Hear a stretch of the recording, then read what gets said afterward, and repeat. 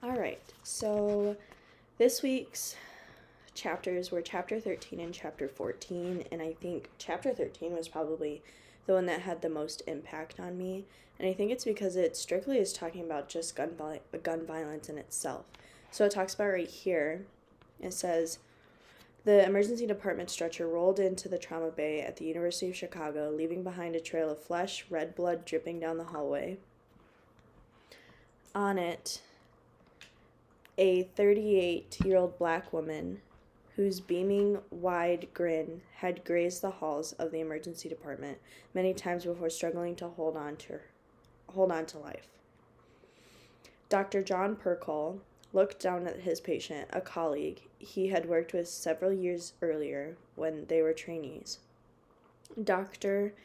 Tamara O'Neill's empty eyes stared back at him. Moments earlier, her former fiancé, a man from whom she had sought a protective order, had waited for her in the parking lot of Mercy Hospital, knowing that O'Neill often stayed long after her shift to wrap up care for her patients. As she exited Mercy, a hospital a few miles north of the University of Chicago, he ambushed her in the parking lot.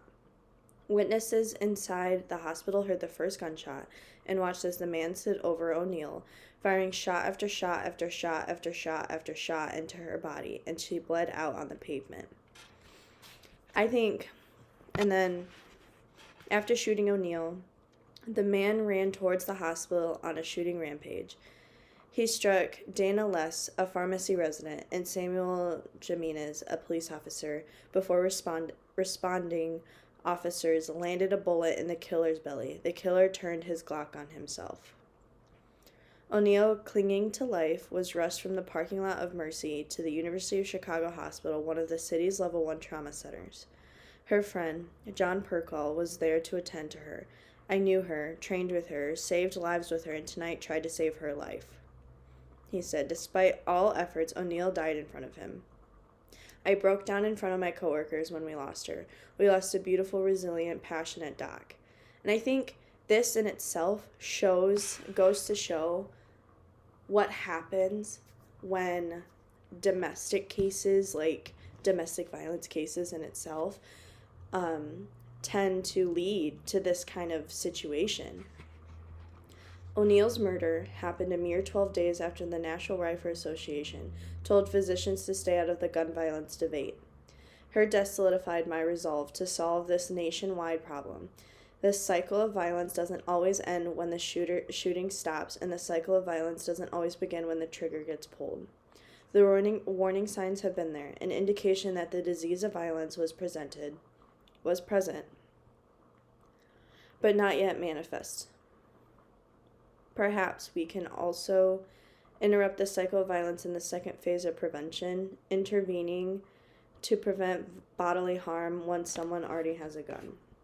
The nature of intimate partner violence creates a conflict about silence for clinicians. While it is commonplace for us to act as the whistleblower when we suspect abuse of children or of elderly patients who are otherwise unable to care for themselves physically, mentally, or financially, the duty of being a mandated reporter as it exists in those situations does not exist when there is violence between two previous consenting adults involved in an intimate relationship. In some instances, we are even prohibited from warning someone who may be at imminent risk of murder. And that just goes to show how it's not taken seriously in my eyes. I think when it comes to domestic violence cases, I think we kind of just it's like a he say, she say situation until someone gets violently hurt or even killed. And I think that's when it just starts to get even worse for some people. It's unbelievable to me.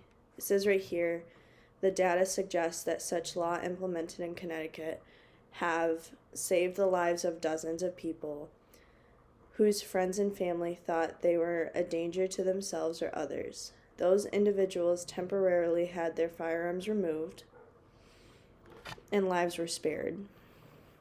So that's just something to, like, I guess, think about.